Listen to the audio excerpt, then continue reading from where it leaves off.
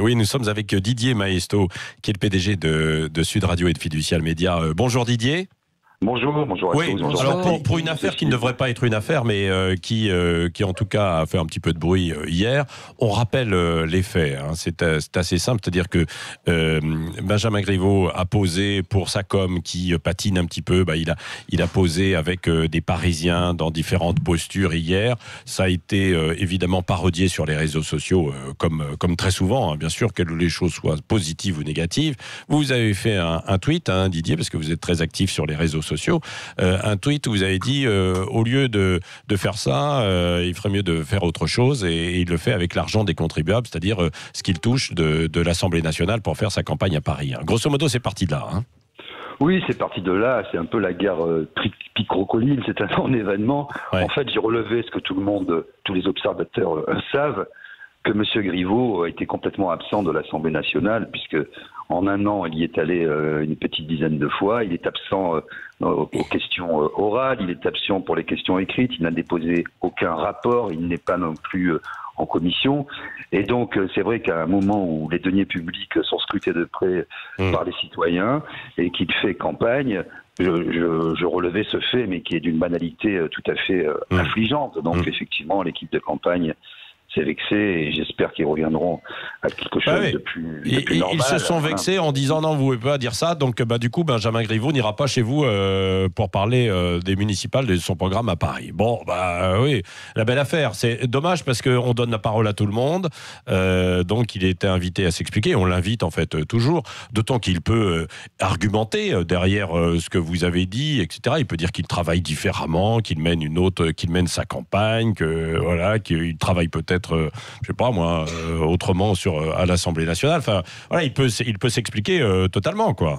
Hein, oui, du télétravail. Sauf que là, on est plutôt dans les télétoobies et qu'il faudrait un petit peu sortir du bac à sable. Je suis un peu étonné d'ailleurs que M. Griveaux, qui a travaillé quand même longtemps avec Dominique Strauss-Kahn, qui lui avait le cuir tanné, et qui est un spécialiste de la communication, M. Griveaux, puisque j'ai regardé sa notice à l'Assemblée nationale, il est directeur des affaires publiques et de la communication. Donc c'est très étonnant que son équipe comme ça se vexe. C'est le jeu sur les réseaux sociaux. Il n'y a plus de sphère privée. Quand on affiche sa vie sur les réseaux sociaux et qu'on confond, puisque je rappelle quand même qu'il a donné pas mal d'interviews à Gala et à d'autres, Voici, etc., à d'autres magazines où il parlait de sa femme, de sa vie, qui descendait la poubelle, que sa femme l'appelait chérie, etc. Donc ce sont des personnages publics qui font étalage de leur vie privée aussi sur les réseaux, et dès qu'on rigole un petit peu ou on les tacle, je ne l'ai même pas taclé, j'ai simplement rappelé... c'est un beau petit tacle quand même, quoi. J'ai rappelé les faits. Bien sûr. Bon, et je disais effectivement qu'un député gagnait 12 000 euros, parce que là aussi... Alors non mais là il y a polémique sur 12 000 euros, parce que un député en tant que tel ne gagne pas 12 000 euros, il ne met pas 12 000 euros dans sa poche normalement. Ils sont très habiles, les députés, dans leur communication. Ils gagnent effectivement 7 200 euros bruts, ça c'est le traitement. Mais vous avez maintenant l'avance sur les frais de mandat. Je ne vais pas rentrer dans le détail de l'ancien système, dans le nouveau système. Simplement, vous devez fournir des factures, et ils disent mais c'est pour les permanences, etc. Mais finalement, dans les factures, ce sont des frais. Moi, j'aimerais bien avoir, par exemple, 5 200 euros, 5 000 euros de frais. En plus, mais c'est des frais pour quoi, alors? C'est des frais pour aussi employer pour des assistants, etc. Non, les assistants, c'est encore... Là, il y a une confusion. C'est encore une autre enveloppe. Ce sont des frais de fonctionnement et de secrétariat. Et en fait... Vous faites ce que vous voulez, vous n'êtes pas obligé d'avoir de secrétaire, vous fournissez des factures, vous dites j'ai dépensé ça pour ma permanence, etc. Mais qui va vérifier ça? Qui va vérifier que un moment... je croyais qu'après l'affaire Pénélope, etc., elle est à l'Assemblée nationale, il y avait un peu plus de contrôle maintenant, à l'Assemblée comme au Sénat, quoi, non? Oui, c'est-à-dire que maintenant vous devez fournir... Avant, vous aviez cette enveloppe, elle était consommée.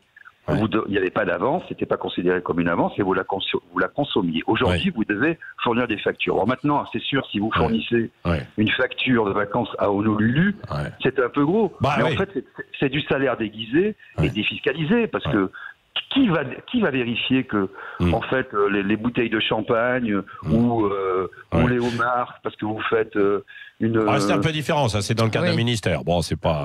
Non, mais je veux dire, à la limite, pas d'un ministre, vous achetez n'importe quoi, vous dites c'est pour ma permanence parce que j'ai invité Pierre-Paul et Jacques et j'ai fait une réunion publique. Donc, c'est pas très clair. Et j'ajoute que dans cette enveloppe-là, il y a encore 600 à 800 euros qui sont vraiment un peu, on dit une caisse noire qu'on n'arrive pas trop à retracer. Donc voilà, j'ai dit 12 000 euros, tout le monde s'est offusqué. Mais et encore, il faudrait prendre tous les avantages, on serait plutôt sur un train de vie de 15 000 euros. Moi, ça peut choquer. Je ne me situe pas sur ce plan-là. Je dis simplement, regardez le salaire moyen des Français, et même si ces salaires est mérité, la moindre des choses, c'est de faire preuve d'un minimum d'assiduité, et parce que là, finalement, tous les citoyens payent sa campagne, puisqu'il n'y met pas les pieds. Alors, il a répondu, paraît-il, il va en commission, mais ça ne se fait pas, parce que c'est commission de la défense. Malheureusement, c'est un peu... c'est un peu juste. Je l'ai fait pendant 5 ans, donc je peux vous dire que tout est consigné. C'est pas vrai, ça marche pas comme ça. Elisabeth Lévy, Didier Maistre. La preuve que le pluralisme et la liberté règnent à Sud Radio, c'est que moi je suis pas tout à fait d'accord avec vous, cher Didier. Non pas. Mais elle n'est jamais d'accord avec personne. Mais c'est ça qui est bien, c'est pour ça qu'on l'écoute. Même pas avec moi-même, d'ailleurs. Bien sûr. Ça c'est le plus compliqué. Non, mais alors sur l'absentéisme, ça oui, c'est une bonne guerre quand même de lui faire remarquer qu'il est en campagne électorale et qu'il s'occupe pas de son mandat, ça oui. En revanche, je pense que c'est pas de bonne politique en fait d'exciter l'opinion avec ce genre de chiffres. Un député, effectivement, s'il fait un peu son boulot, ça a des frais, ça peut avoir des frais de déplacement, ça peut avoir effectivement, il est obligé d'aller dîner au resto ou d'aller je sais pas quoi parce qu'il est pas dans sa circo. Il est obligé parfois d'avoir deux maisons. Donc ça ne me choque pas moi que je veux dire ce sont quand même. Juste Didier, une chose à laquelle vous devez être très sensible, vous, ce sont quand même les dépositaires de la souveraineté nationale. C'est les représentants du peuple. C'est pas les députés, c'est pas n'importe qui.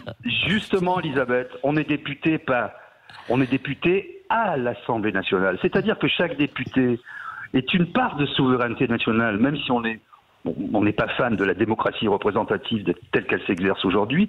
On est député à l'Assemblée nationale. Un député, on n'est pas député de Toulon, on n'est pas député de Marseille, on n'est pas député de Paris.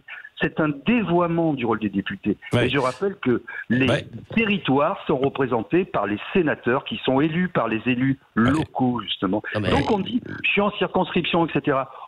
Ils ne sont pas là pour faire le travail d'assistants sociaux, les députés. Mais soyez pas naïfs, il faut bien qu'ils soient réels, il faut bien qu'ils travaillent leur électorat quand même. Ça c'est le problème. Oui, mais bon. Voilà tout le problème. Normalement, ce sont des législateurs. Or là, on voit bien, mais c'est pas propre à cette majorité. On voit bien que c'est une suite de l'exécutif, en fait. On parle souvent de Godillot. Normalement, les députés, je vous invite à regarder tous les textes de la Constitution du 4 octobre 1958, sont modifiés et amendés depuis, sont là pour voter la loi. Et chacun est une part de souveraineté nationale. Il n'y a pas de député de territoire. Et en fait, les circonscriptions, c'est un dévoiement du rôle du député qui normalement doit voter la loi. Ce qui pouvait changer auparavant, Arlette Chabot aussi, c'est qu'il y avait un cumul entre des députés ou des sénateurs qui avaient aussi des fonctions locales, d'élus, etc. Scandaleux.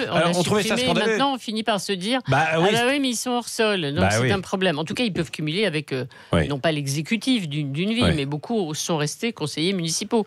Ce qui leur donne quand même, effectivement, de temps en temps, un peu le sens des réalités. C'est vrai notamment pour certains même membres du gouvernement qui sont encore élus dans les municipalités, et quand ils retournent chez eux, ils se font engueuler, ce qui est toujours salutaire, et deuxièmement, ils entendent des gens et la vraie vie. Donc c'est plutôt bien. Donc non cumul sur les fonctions exécutives, c'est franchement mieux, parce qu'on ne peut pas tout faire et parce qu'il faut bien bosser quand même. Y avait peut-être mais garder un petit ancrage local, franchement c'est plutôt utile. Les députés maires, c'était pas un cumul de fonctions exécutives. Députés maires, il y avait une fonction élective et une fonction exécutive. C'était pas mal les députés maires. Moi je trouve que ça pouvait. Il y avait du bien si c'était bien fait, comme d'habitude. Oui, mais reste conseiller municipal, c'est pas si mal. En tout cas, pour conclure. conclure, Benjamin Griveaux reste le bienvenu sur Sud Radio quand il veut. Voilà, merci Didier. Il y a des appels. Donc on va prendre tout d'abord Yamina qui est avec nous, qui voulait réagir. Bonjour Yamina. Plutôt sur une autre question, Yamina. Bonjour à vous. Oui, bonjour. Merci de me prendre sur l'antenne. Oui. Voilà, je voulais réagir par rapport au discours attendu du président de la République concernant la lutte contre le communautarisme et l'islamisme. Donc je voulais intervenir, je voulais réagir par rapport à ce sujet. Et vous dire, moi par rapport à ce discours, je n'attends pas grand-chose. Non.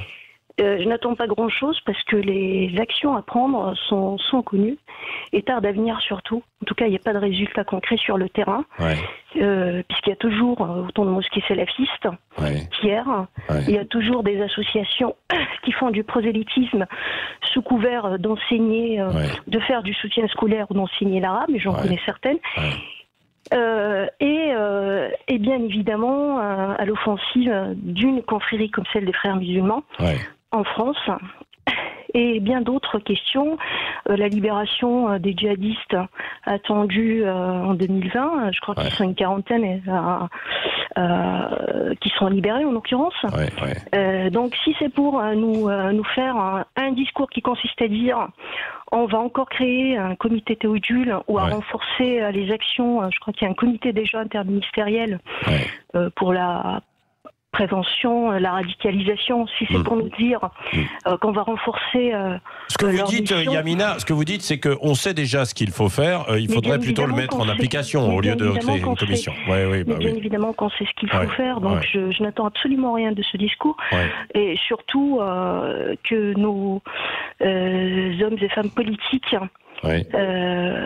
ont parfois peur même de nommer les choses par crainte d'offenser ou je ne sais quelle vous habitez dans un quartier justement comme ça où qui peut être vous l'avez dit gangréné par les frères musulmans, vous le sentez ou pas? Oui, bien évidemment qu'on voit l'offensive, bien évidemment qu'on voit les associations culturelles ou culturelles d'ailleurs, peu importe, puisque c'est juste des couvertures tout ça, qui propose d'enseigner le Coran à des petites filles, mais ces petites filles doivent être par contre voilées.